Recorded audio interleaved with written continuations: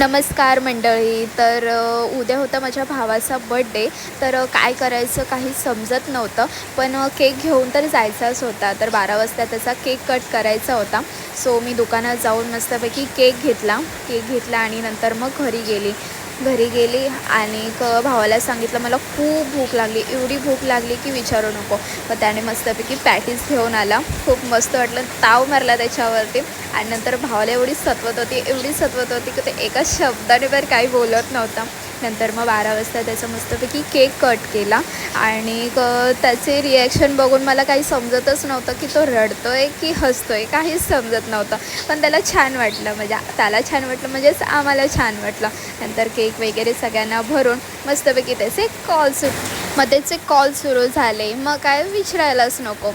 हा व्हिडिओ कसा वाटला नक्की कमेंटमध्ये सांगा. Bye bye.